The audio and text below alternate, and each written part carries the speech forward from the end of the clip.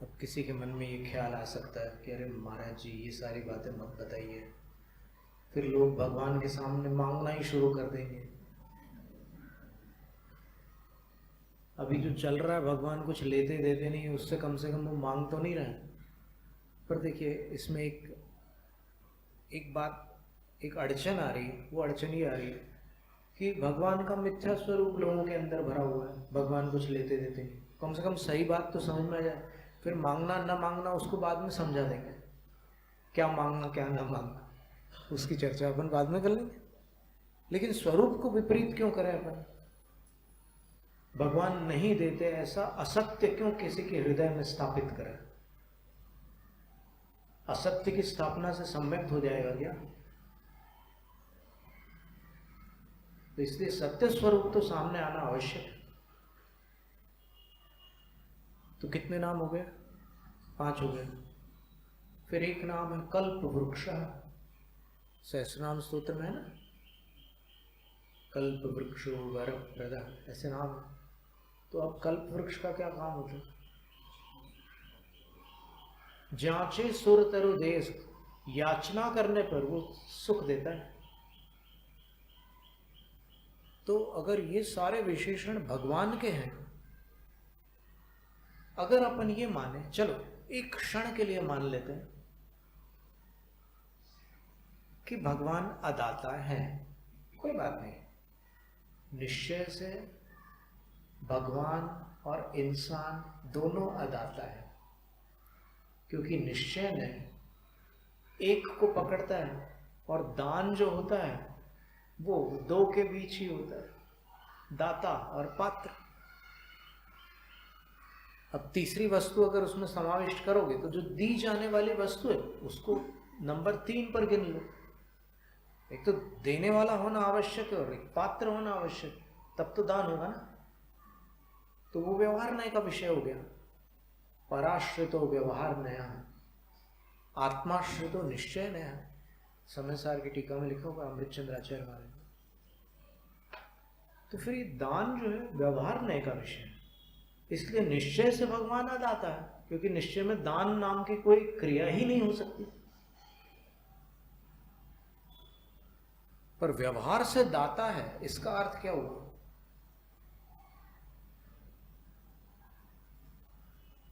कि व्यवहार से वो देते हैं। तो ये कहना उचित नहीं है कि भगवान नहीं देते। तो ये 6 संज्ञाएं सहस्त्रनाम की हो गई। अब कुंद कुंद आचार्य महाराज कह रहे हैं क्या देते हैं। तो सबसे उत्तरार्ध में प्रारंभ में लिख रहे हैं सो देति जस अथिरु, जो है वो देते हैं। भगवान के पास जो है वो देते हैं। भगवान के पास क्या है? धम्मो अर्थो या पवज्जा, भगवान के पास धर्म है, भगवान के पास अर्थ, अर्थ यानी वैभव है, और भगवान के पास पवज्जा दीक्षा है, भगवान दीक्षित है। तो ये सब चीजें भगवान से प्राप्त हो सकती है, ये सब चीजें भगवान दे सकते हैं।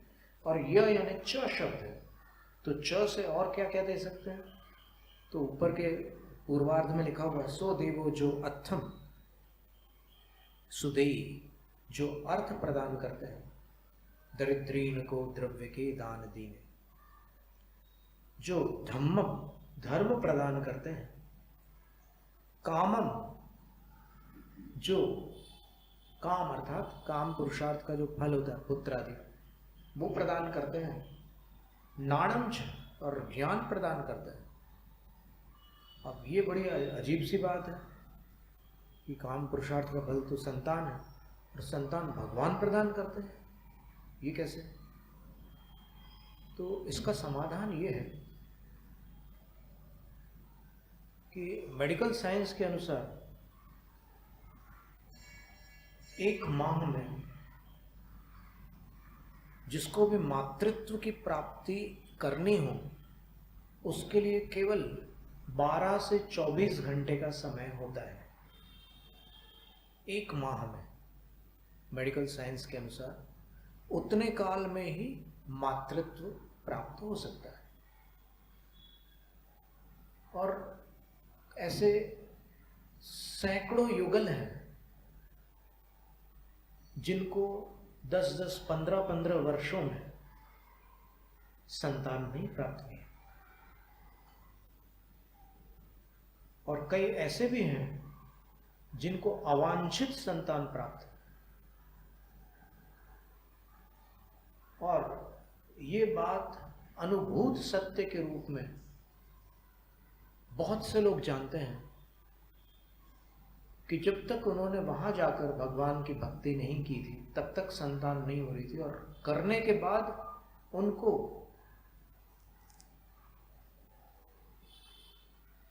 इनएविटेबली यानी अटल रूप से संतान की प्राप्ति हुई।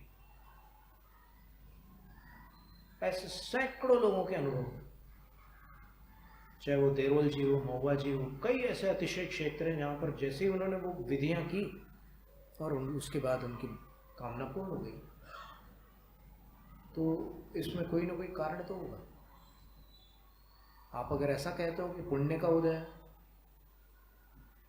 और अगर आपकी पत्रिका में योग है संतान का, तो वहां गए बिना आप प्राप्त करके बता दो।